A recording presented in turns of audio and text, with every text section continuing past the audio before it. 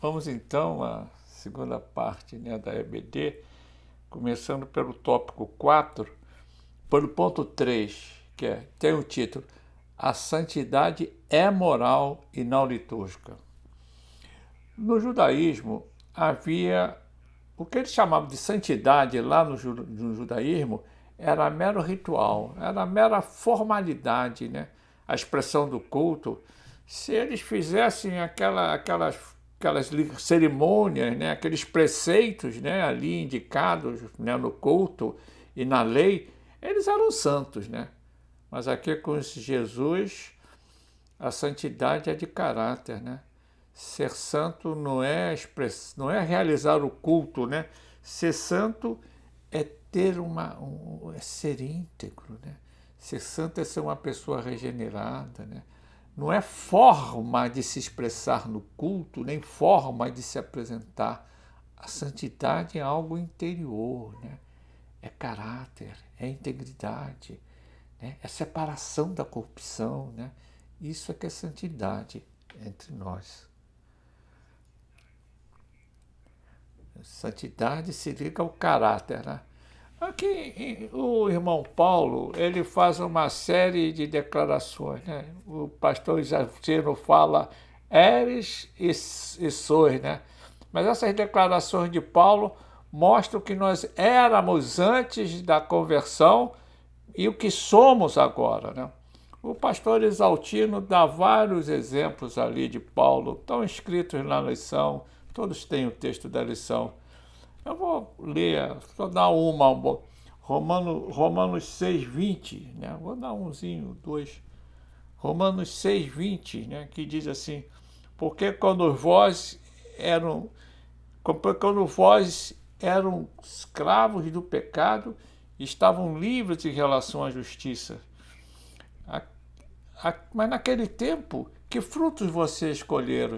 Somente das coisas que agora vocês se envergonham, porque o fim delas é a morte. Nós éramos escravos do pecado, né? Não somos mais. 1 Coríntios, capítulo 6, versos 9, diz assim, 6, 9. Ou vocês não sabem que os injustos não herdarão o reino de Deus? Não se engane, nem imorais, nem idólatras, nem adúlteros, nem afeminados, afeminados, avarentos, roubadores. Muita coisa. Estes não herdarão o reino de Deus. Algum de vós, diz assim no verso, algum de vós eres assim, mas vocês foram lavados, santificados, foram justificados no nome do nosso Senhor Jesus Cristo e no Espírito Santo. Viu aí a transformação entre o que éramos e o que somos realmente. Essa transformação, há vários exemplos aí, muitos exemplos são dados aí na lição, né? Vamos fazer mais um. Eu vou pegar aqui com o irmão Pedro. O irmão Pedro, na primeira carta, né, primeira carta de Pedro 4, um exemplo entre o que éramos e o que somos, né? O que éramos e o que fomos, né? Nós fomos transformar. 1 Pedro, capítulo 4, 1. Ora, tendo Jesus Cristo sofrido na carne, estejam também vocês armados do mesmo pensamento. Pois aquele que sofreu na carne rompeu com o pecado, para que no tempo que nos resta na carne, vocês não vivam mais de acordo com as paixões humanas, mas vivam segundo a vontade de Deus. Basta que no passado vocês tenham vontade dos gentios, andando em práticas libertinas, desejos carnais, bebedeiras, orgias, embriaguez e detestáveis idolatrias. Aí Pedro fala assim, mas agora não, basta. Não vivamos mais de acordo com as paixões humanas. Vivemos um novo tempo por causa de Cristo, né? O Cristo nos fez romper com o passado. Então, o exame dessas passagens, que estão lá tá lá na revista, lá, quem quiser, O pastor Isaltino traz. Essas que já foram dadas já. Não o que nós éramos e o que nós somos, né? O exame dessas passagens mostram que a conversão é uma divisão de água na vida, né? Vida espiritual de uma pessoa, vida moral, toda a vida, né? Mostra que o destino final mudou, né? Aqueles que estavam dirigidos ao inferno, agora estão destinados ao céu. Essa é a mudança. Mudou? Você mudou? Se você não mudou, o grande sinal do caminho da salvação é a mudança de vida, né? Mudança de valores. Quem aceita Cristo tem um novo modo de viver, porque sabe que o comportamento do mundo não é sadio. Podemos até nos acostumar com adultério, roubo, homossexualismo, violência, porque a mídia, ela despeja todos os dias essas coisas dentro das nossas casas, dentro das nossas cabeças e nos torna anestesiados, né? Essas coisas são pecadas, né? Mesmo que as leis humanas punem, tornam um crime quem combate o homossexualismo, né? O homossexualismo é pecado. A lei diz que é crime combater não pode falar contra o homossexualismo, né? Mas não importa. O homossexualismo é pecado, entendeu? A santidade, ela é de caráter, né? Ela não é de gesto, não está no culto, levantar as mãos nas cantorias, cantar em voz alta. A santidade é caráter, é pureza de espírito, de acordo com o padrão bíblico, né? Vamos ao tópico 4, o último. A santidade relacional não é mística, né? O pastor Exaltino traz o exemplo dos eremitas que viviam isoladas, né? Viviam em cima de plataformas, ficavam até com os membros inferiores atrofiados. Eles se isolavam do mundo, viviam de comida que lhes era dada e ficavam lá no relento. Os eremitas ficavam isolados, né? Eram inúteis à sociedade, né? Eles em nada ajudavam o mundo, né? Em nada. Talvez na oração, né? Na espiritualidade. Mas hoje, ao contrário, nós vivemos num mundo. Nós estamos no mundo, mas um mundo que é individualista. A cultura atual é individualista, a cultura chamada de pós-moderna é uma cultura em que o individual, né, cada um busca o seu interesse, né? É um mundo mesquinho, né? Mas a igreja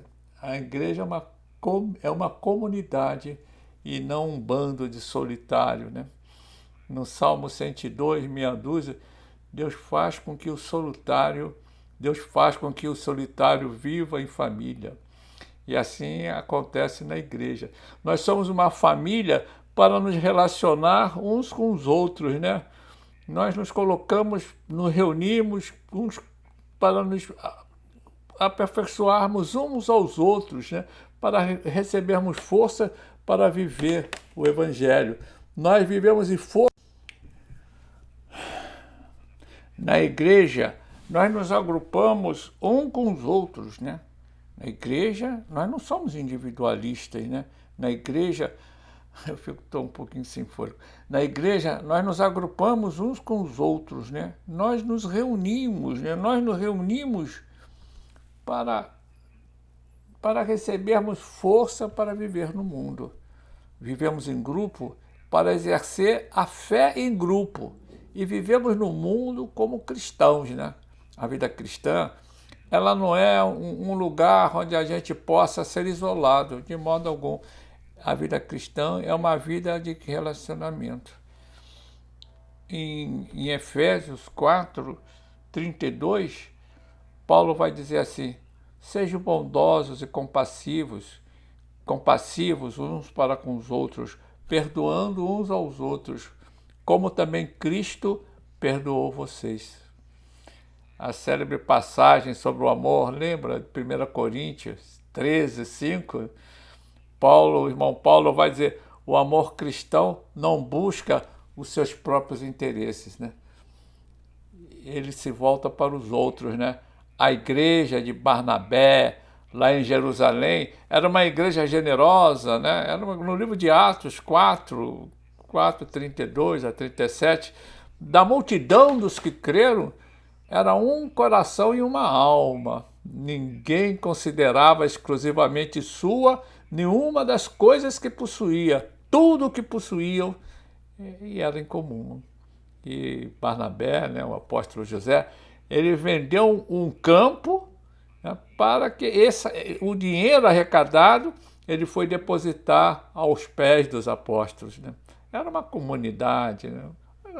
Hoje eles tinham outras expressões, mas é só o exemplo do que é comunhão. Né? Porque hoje muita gente se isola no culto.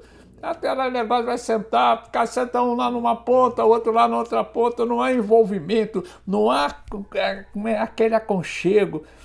Além, fico ali no culto, mas não se envolve com a obra em geral, né? com aquelas coisas, com a vida da igreja. Né? Nós somos o corpo de Cristo. Né? Então, no culto, até permanecemos isolados. Não há comunicação, não há... Olha, é uma coisa... O pastor Exaltino fala assim, o pastor Exaltino ensina muito bem isso. Santidade é relacional, é a relação uns com os outros. Não é apenas a intimidade da pessoa com Deus.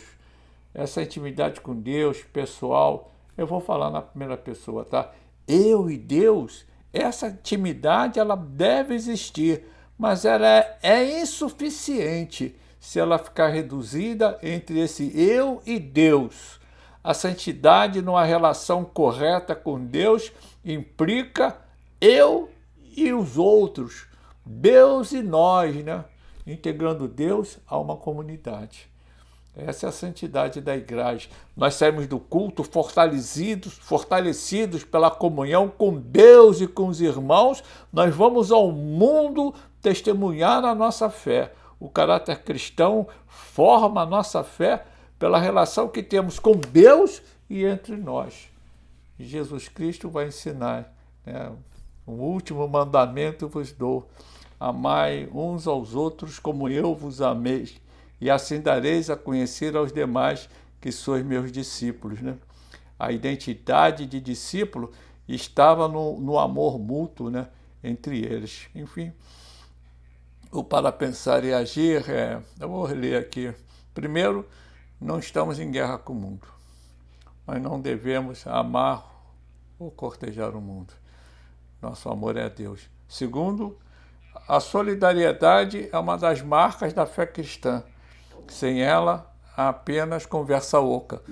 A santidade não são palavras, mas são atitudes e gestos. É o que o mundo precisa ver. A terceira é aquela perguntinha. A terceira, o que tem você feito para demonstrar solidariedade na igreja? Né? É a comunhão, né, querida, que a gente fala. Sem comunhão não é igreja, né? Sem comunhão não é igreja. É apenas a nossa relação com Cristo. A relação com Cristo é entre nós. Que Deus esteja com cada um de vós. Que a graça do Senhor esteja com todos nós. Obrigado. Que Deus vos abençoe a todos.